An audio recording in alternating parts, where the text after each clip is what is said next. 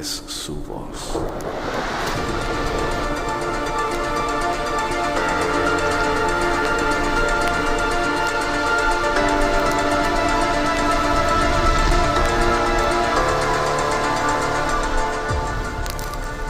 Es todo lo que necesito.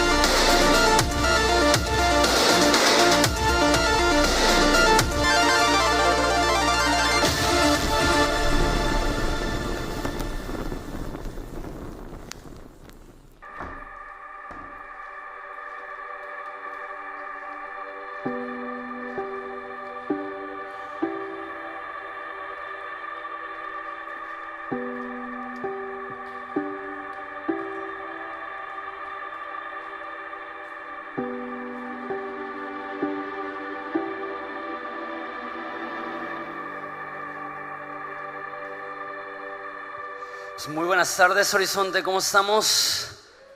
¿Listos para considerar la palabra de Dios un fin de semana más? Si tienes tu Biblia, ábrela a Marcos capítulo 2. Se siente chido decir Marcos capítulo 2 después de como 2 meses en un capítulo y vamos a seguir yendo a un ritmo bastante lento porque la idea es ver con detenimiento esas historias de Jesús. Son súper importantes y obviamente toda la Biblia es importante, pero creo que la primera biografía que se escribió de Jesús, que tenemos hasta la fecha, inspirada por Dios, el Evangelio de Marcos, pues merece que le demos esa atención a detalle. Entonces prácticamente estamos viendo historia por historia y hoy vamos a ver una historia bastante conocida, que es la historia del paralítico que meten a través de un agujero en un techo. Si ubicas la historia sabes que está loca, si no la ubicas ahorita vas a ver que está loca.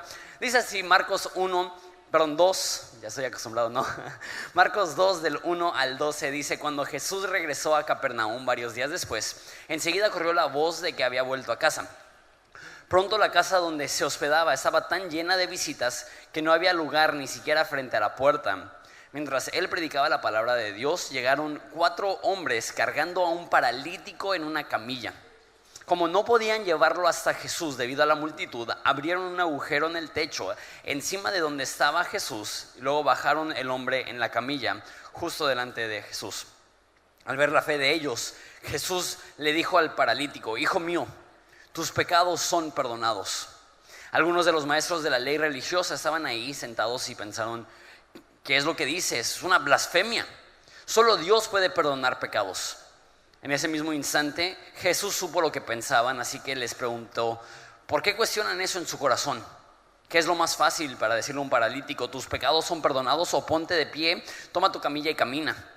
Así que demostraré que el Hijo del Hombre tiene autoridad en la tierra para perdonar pecados. Entonces Jesús miró al paralítico y le dijo: ponte de pie, toma tu camilla y vete a tu casa.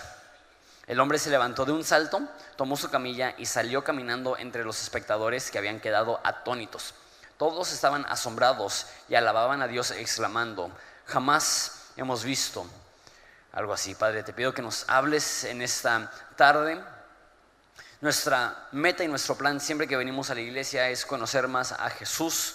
Y Padre, te pido que nos sigas mostrando y revelando a Jesús, y hoy específicamente que nos enseñes cómo ser personas que llevamos a nuestros seres queridos a los pies de Jesús, como lo hicieron estos amigos del paralítico. En el nombre de Jesús, amén. Cada vez que predico o que predica cualquier persona o cualquier persona platica o habla en público, siempre van a haber distracciones. De repente hay gente que habla, personas que se tienen que levantar por X o Y razón, teléfonos que suenan, personas que contestan teléfonos,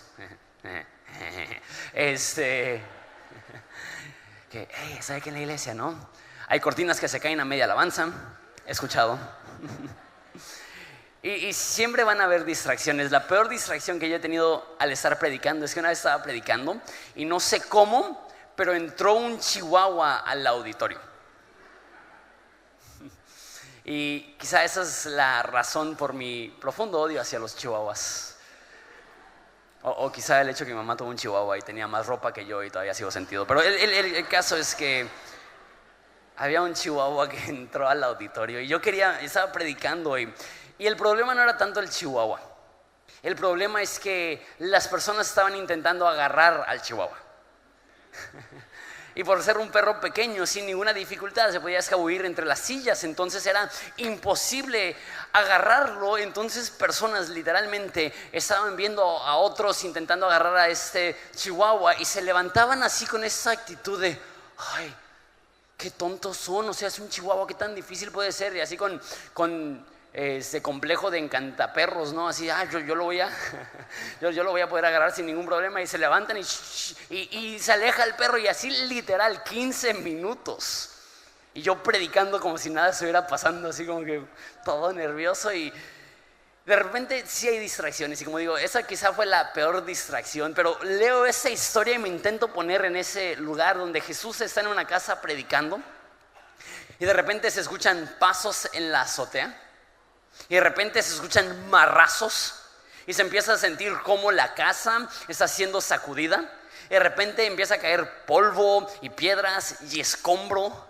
Y empiezan a continuar los marrazos y las personas están diciendo ¿qué es lo que está pasando? De repente empiezan a abrir un hoyo y empieza a entrar la luz y no se detienen, siguen abriendo. Nos dice la historia que bajan una camilla. Entonces, ¿qué será? 1,5 metros, 1,80 m por 50 centímetros. Entonces es un agujero bastante grande. Y están viendo a las personas mientras que están abriendo el agujero en el techo. Y después se asoman y ven 4 cabezas. Después ya no ven nada. Y después una camilla que va bajando. Y todos así como que, ¿qué es lo que está? No me imagino que alguien se suba acá al techo, se escuchan las láminas que están vibrando, se escucha cómo están arrancando el cartón que tenemos, el triplay, las láminas y empezar a bajar a alguien. Y esa es la situación con la cual se enfrenta Jesús. Desciende un paralítico y todos están viendo a Jesús y todos están viendo al paralítico y qué es lo que va a hacer. Y me asombra el compromiso que tienen los amigos del paralítico de llevarlo a los pies de Jesús a toda costa. Que no se detuvieron cuando vieron que la casa estaba llena. No se detuvieron cuando vieron que era imposible meter a su amigo. No se detuvieron cuando se dieron cuenta que la única forma que podían llevar a su amigo con Jesús era abriendo un hoyo en el techo de una casa ajena. ¿Te imaginas el dueño de la casa así como que es la última vez que invito a Jesús? Y bajan a Jesús bajan al paralítico delante de Jesús y se ve esa historia que quiero verlo en secuencia. Dice versículo 1 que cuando Jesús regresó a Capernaum, varios días después enseguida corrió la voz de que había vuelto a casa. Entonces les recuerdo un poco acerca del contexto. Jesús vivía en Capernaum, ahí también vivían Pedro, Juan, Santiago, Andrés, los discípulos famosos que conocemos, los principales. Sin embargo, después de empezar a sanar enfermos y sanar a un endemoniado y sanar a la suegra de Pedro, decide, en vez de regresar a Capernaum y estar en Capernaum, donde ya se había hecho famoso y donde ya había sanado a muchos, decide irse de Capernaum a todas las ciudades vecinas y hace como una especie de gira de predicaciones, de sanidades, de echar fuera demonios. Y después de un tiempo, no nos dice el libro, solamente nos dice que Jesús regresa a Capernaum, regresa al pueblo donde él vivía en ese momento, y la gente se entera que está de regreso. Y dice, versículo 2, que pronto la casa donde se hospedaba estaba tan llena de visitas que no había lugar ni siquiera frente a la puerta mientras él predicaba la palabra de Dios. Entonces me imagino a Jesús que llega y viene un amigo a platicar con él, y llega otro amigo a platicar con él y se empieza a llenar la casa, y luego se llena tanto que nos dice que ni siquiera puedes acercarte a la puerta por la cantidad de gente que hay.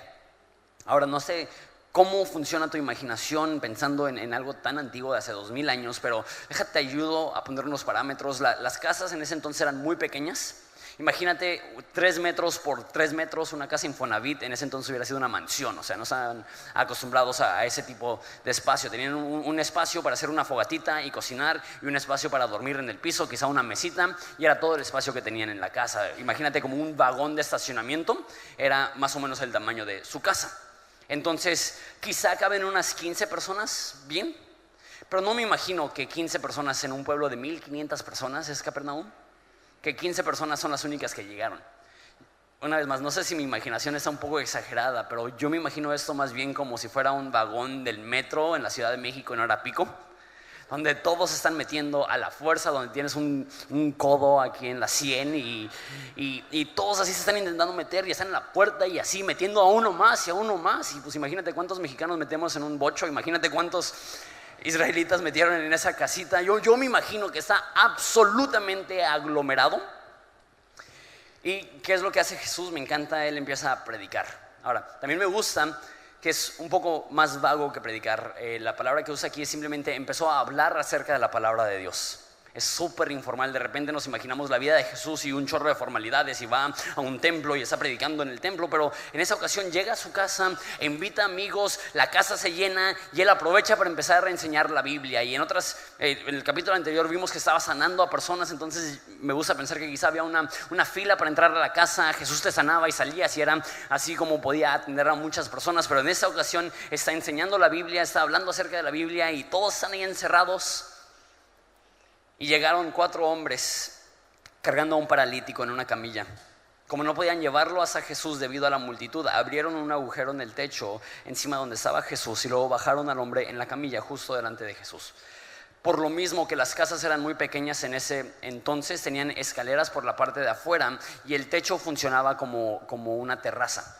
Entonces esos hombres, estoy seguro que no salieron de casa listos para abrir un hoyo en el techo. Entonces me imagino que están agarrando piedras. El techo hubiera sido como una mezcla entre madera y paja y adobe. Entonces están con piedras rompiendo, abriendo, quitando. Por fin empiezan a ver y tienen que abrir el espacio lo suficientemente grande para hacer descender a su amigo. Probablemente no tienen cuerdas, entonces es pesado. No sé si alguna vez has cargado una camilla con alguien ahí, o en el peor de los casos quizá un ataúd aún entre 4 personas. Está difícil, está pesado. Entonces están así echando la camilla por el hoyo y las personas adentro están intentando ayudar a recibir la camilla con el paralítico. Me imagino el paralítico así: por favor no me tiren, ¿no? Así, sin poder ayudar ni nada más estaba ahí y lo bajan a los pies de Jesús. Qué escena tan impresionante, ¿no? ¿Qué es lo que hace Jesús? Eso para mí es el versículo clave de esta historia. Al ver la fe de ellos, eso es súper importante, al ver la fe de ellos, Jesús le dijo al paralítico: hijo mío, tus pecados son perdonados. Siempre que leo la Biblia, particularmente algo como las historias de Jesús, siempre estoy buscando cosas que son únicas a esa historia. Porque si no, las historias son súper repetitivas. Hay un chorro de historias en la Biblia de paralíticos siendo sanados, de leprosos siendo sanados, de endemoniados siendo sanados. Entonces, si no buscamos las cosas que son únicas a la historia, pues se va a hacer súper repetitivo. Esta es una de las cosas que son únicas a esa historia. Porque ningún otro milagro de Jesús ve a los amigos y a favor de los amigos y gracias a la fe de los amigos hace algo. Siempre ve al individuo y dice: tu fe te ha sanado, tu fe te ha salvado, eres perdonado gracias a la fe que tú tuviste. Pero en esta ocasión no le dice al paralítico: tus pecados son perdonados gracias a tu fe. Le dice al paralítico, viendo la fe de sus amigos. ¿Qué nos demuestra esto? ¿Será que lo que nos enseña esta historia es que es posible que tu fe a favor de otras personas pueda producir algo positivo en su vida? Déjalo pienso de esta forma. ¿Cuántas cosas en mi vida son el resultado de que personas creyeron en algo para mí? No que yo tuve la fe, no que yo lo creí, no que yo lo busqué, sino que personas a mi favor creyeron, pidieron, oraron, tuvieron fe. Y piensa un momento en la implicación de esto. Tu fe puede hacer la diferencia en la vida de otras personas. Quizás sea que ellos ya se han dado por vencidos y es tu fe que les ayuda a salir adelante. No hay ninguna mención de la fe de este hombre. No sabemos si él estaba emocionado diciendo: sí, llévenme con Jesús, quiero estar con él, he escuchado que ha sanado a enfermos. Siento que no. Siento que si este hombre hubiera estado lleno de fe, hubiera dicho: Jesús, viendo la fe del paralítico. Pero no dice viendo la fe del paralítico, dice viendo la fe de los amigos, que me hace pensar que quizá ese paralítico no iba súper emocionado, no iba súper entusiasmado, iba un poco escéptico, iba un poco cínico, iba un poco dudoso. Y no sé, dice: ok, pues llévenme, pues no puedo como que pelear, no puedo rehusarme. Si me quieren llevar, pues llévenme, y lo llevan. Y es como cuando tu tía te da un remedio casero, ya pues ni modo, lo pruebo porque ya he probado todo lo demás, y si sirve, sirve, si no, pues ni modo. ¿Será esa su actitud? ¿Quién sabe?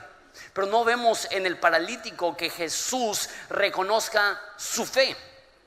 Reconoce la fe de sus amigos.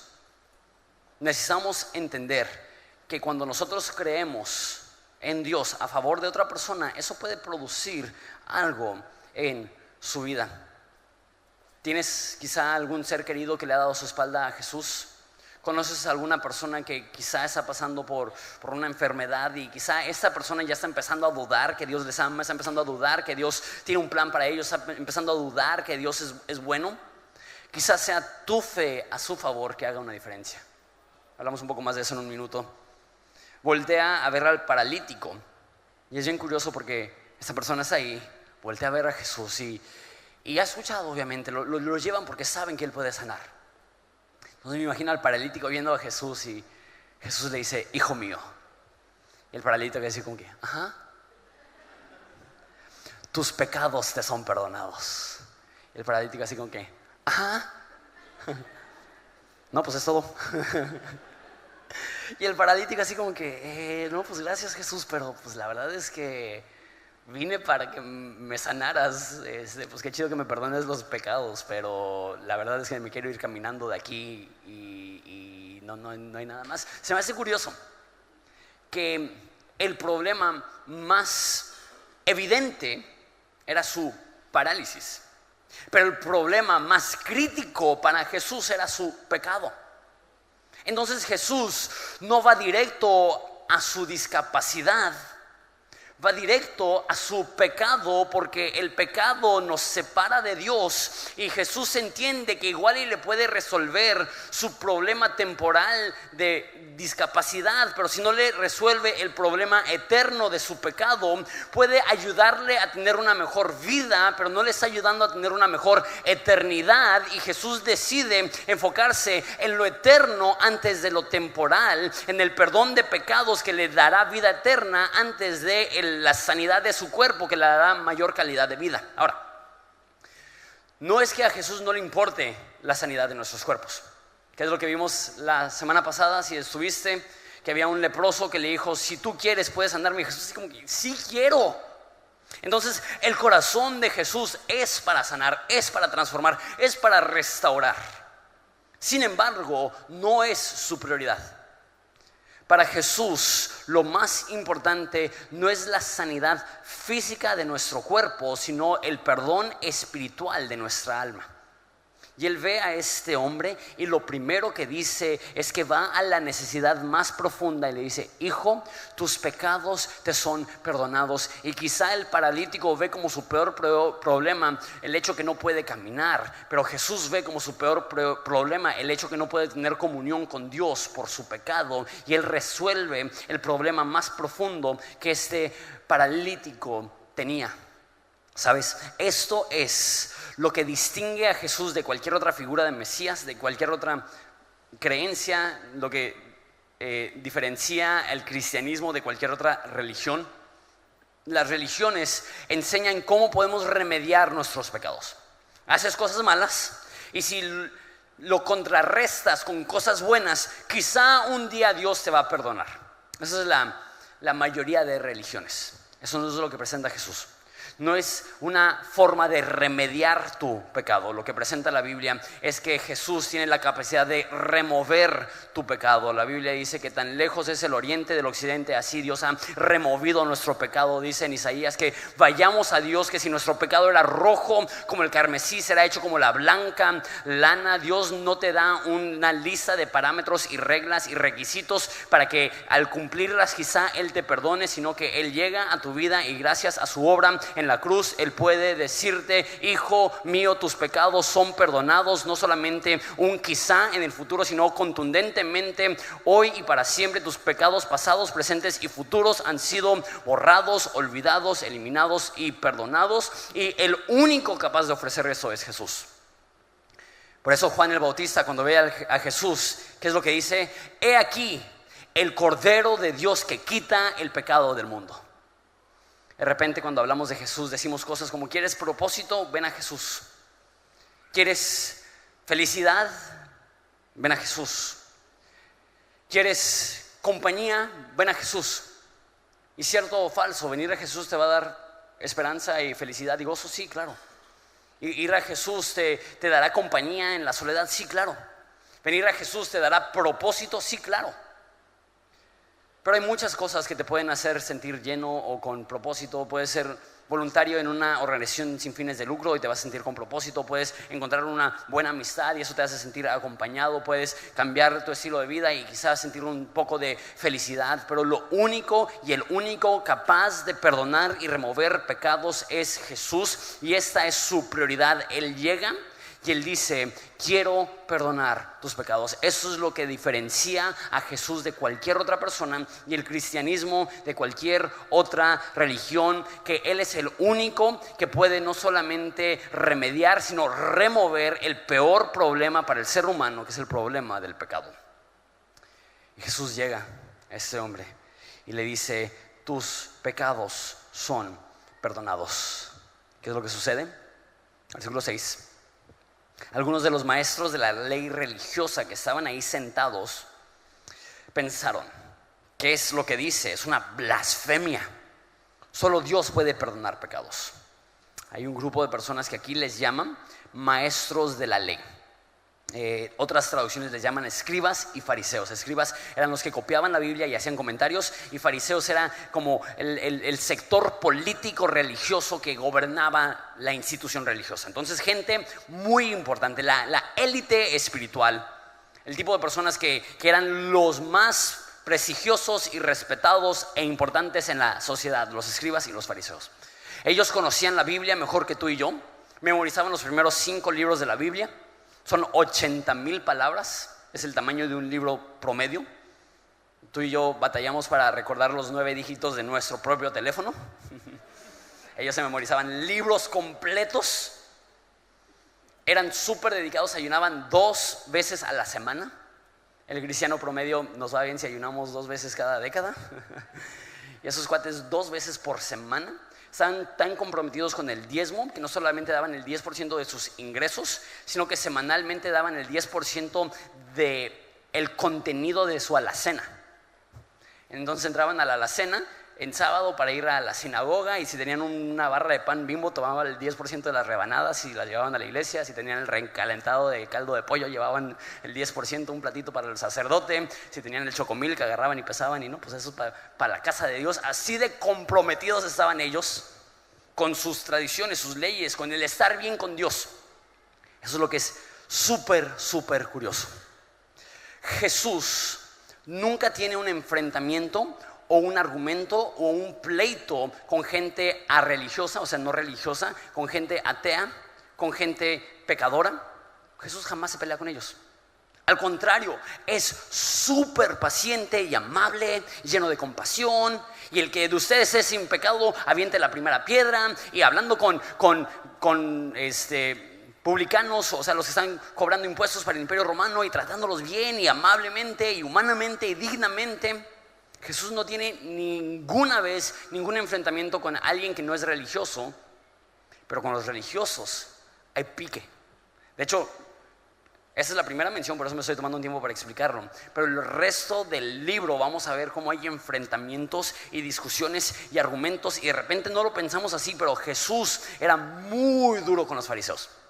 Hay una ocasión en la cual le dice a los fariseos: ustedes son hijos de su padre el diablo.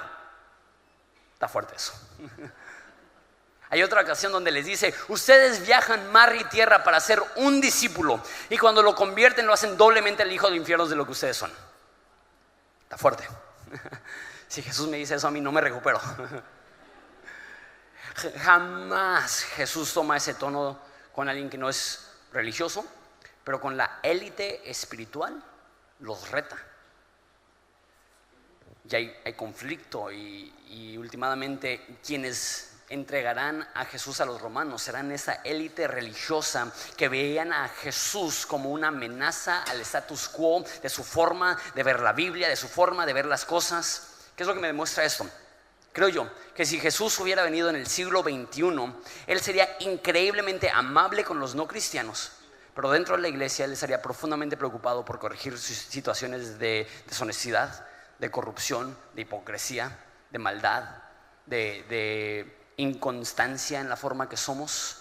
Jesús es muy rígido con los religiosos y muy paciente con los liberales. Es importante notar eso. Ahora, se me hace bien revelador de la personalidad de un religioso esa historia. Están criticando, están enojados. ¿Quién se cree ese Jesús para decir que tus pecados son perdonados? Y algo que me brincó es que dice que los fariseos estaban sentados.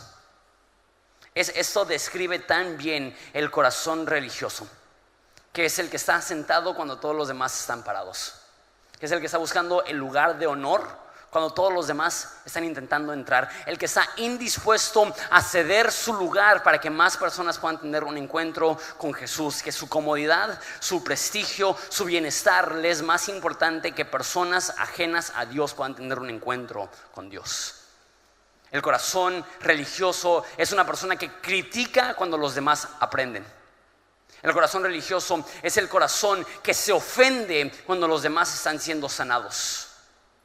Que tengamos mucho cuidado, porque el corazón fariseo, el corazón religioso, existe aún hoy en día y está en iglesias. Y tenemos que entender que si Jesús estuviera aquí, estaría más preocupado por corazones hipócritas y religiosos dentro de la iglesia que corazones rebeldes y apartados fuera de la iglesia.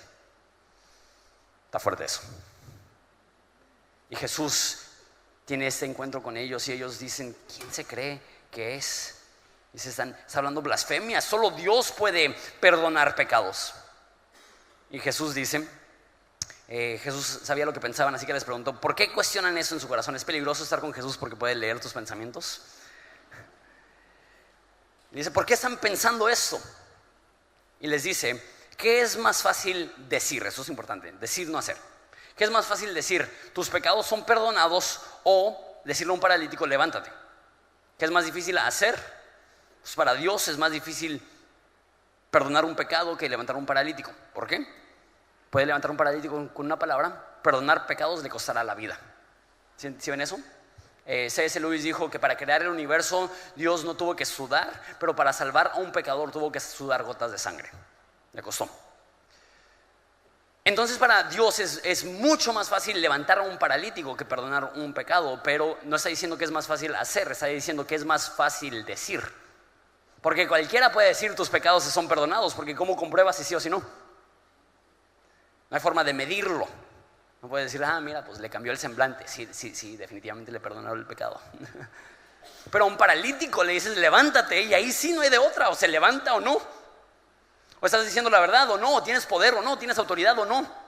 Entonces Jesús dice: así que les demostraré, con eso terminó, que el Hijo del Hombre tiene autoridad en la tierra para perdonar pecados. Entonces Jesús miró al paralítico y dijo: ponte de pie, toma tu camilla y vete a tu casa.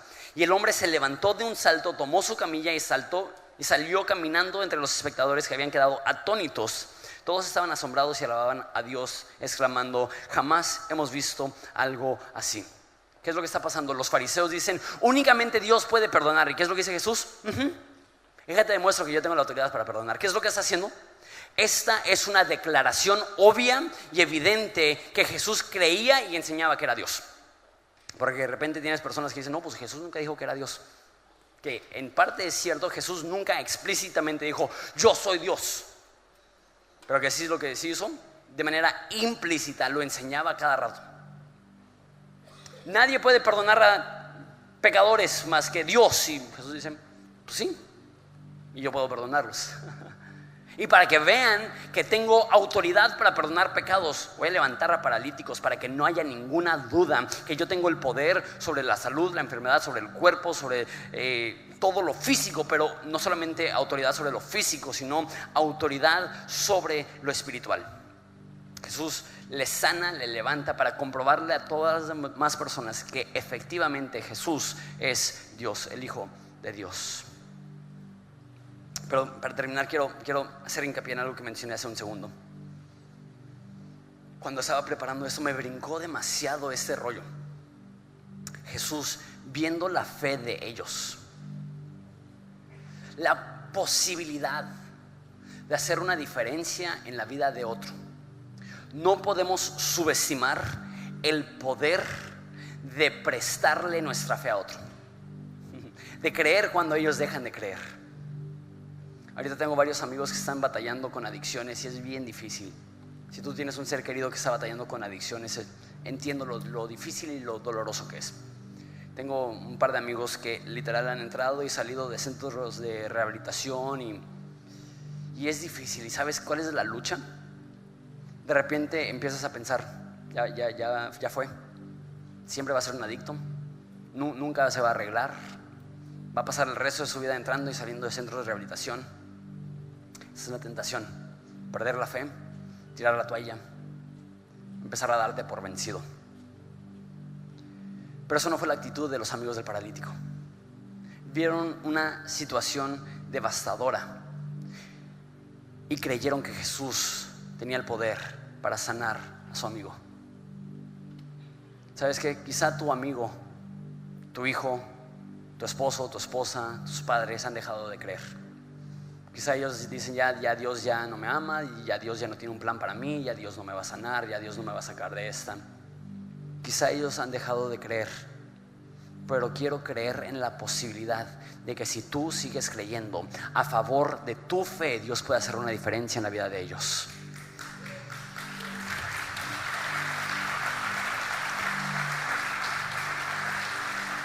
Y un ejemplo muy obvio de esto es, me pregunto, ¿cuántas cosas tú y yo poseemos porque nuestros padres oraron por nosotros? Porque nuestros padres creían en las promesas de Dios. O la contraparte, ¿de cuántas cosas nos libró Dios porque teníamos una madre que oró por nosotros?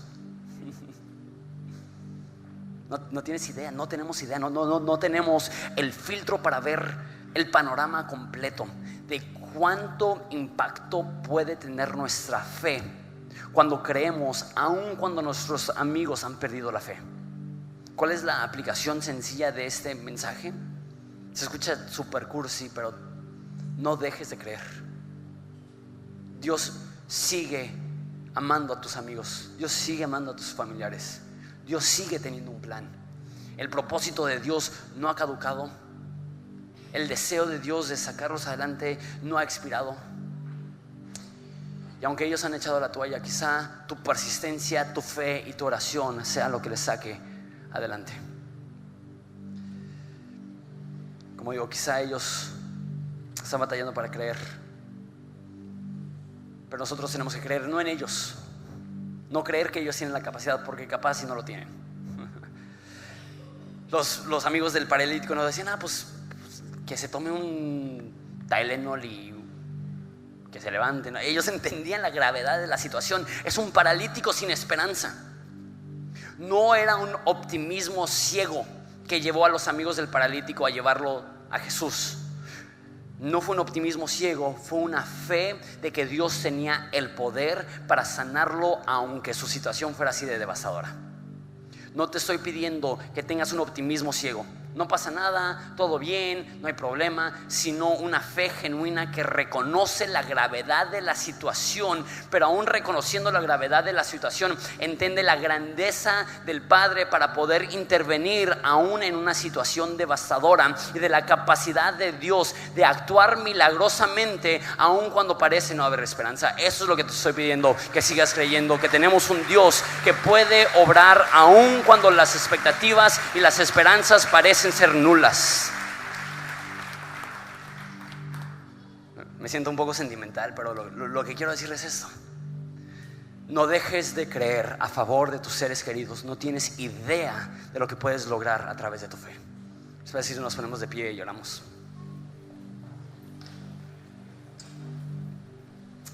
Padre, te doy gracias por la oportunidad que nos das de intervenir, de interceder, de hacer una diferencia a favor de nuestros seres queridos. Ayúdanos a creer aun cuando ellos batallan para creer. Ayúdanos a saber que tú eres un Dios que sanas aun en situaciones deprimentes, devastadoras. No es un optimismo ciego, no es un optimismo que ignora la gravedad de la situación. Es una fe que va más allá de la gravedad de la situación y ve a un Dios que no conoce límites, cuyo poder excede cualquier necesidad en este mundo y que es capaz con una palabra de resolver. Te pido que perdones pecados, que sanes cuerpos, que en este hogar, en esta iglesia, haya cientos de personas que se rehúsan a perder la fe y siguen creyendo en ti a favor de sus seres queridos. El que quizá tú, al ver su fe, obres a favor de las personas que ellos aman, obres a favor de las personas que amamos. Te damos gracias, Jesús, y es en tu nombre precioso que pedimos esto. Amén. Vamos a adorar a Dios juntos. Hey, ¿qué onda? ¿Cómo estás? Mi nombre es Jonathan Domingo y estoy demasiado entusiasmado porque ya casi es Movimiento 2018. Este año va a estar increíble. Va a estar con nosotros Marcos Witt, va a estar Juan Mejías de Hillsong Barcelona, va a estar con nosotros Esteban Grassman de Iglesia Ancla, luego el equipo de casa va a estar Jonathan Sánchez, yo, mi papá, también va a estar Wes Bentley, que es una persona que tiene misiones en Sudán, en África, y va a estar David Gusick, que en mi opinión es el mejor maestro de la Biblia en todo el mundo. Entonces está increíble, pero quiero hacerte saber unas cuantas cosas. Uno, tienes que conseguir tus boletos antes del 31 de mayo si quieres el descuento de preventa, es lo más barato que van a estar. Dos, también tenemos descuento en grupo, entonces en la compra de 9 boletos, el 10º boleto es gratis. 3, algo que jamás hemos hecho, y eso es impresionante y grande e importante, y eso es que simultáneo a movimiento general vamos a tener movimiento para pastores y líderes. Los mismos conferencistas, incluyendo, aparte de los que ya mencioné, como 4 pastores de Estados Unidos de iglesias influyentes, estarán en nuestro campus Quilihuas durante el día dando capacitación más práctica para pastores y líderes, y aparte también los otros conferencistas estarán ahí. Entonces el plan es que en la mañana y en la tarde vamos a estar divididos en general y en pastores y líderes, y luego en la noche va a estar juntos con conciertos y va a ser un tiempo increíble. Eso es lo más importante que quería que supieras. Quiero que nos acompañes, no quiero que te quedes sin boletos, entonces compra pronto y nos vemos aquí en agosto, va a ser del 16 al 18. Más información en movimientoens.com. Dios te bendiga.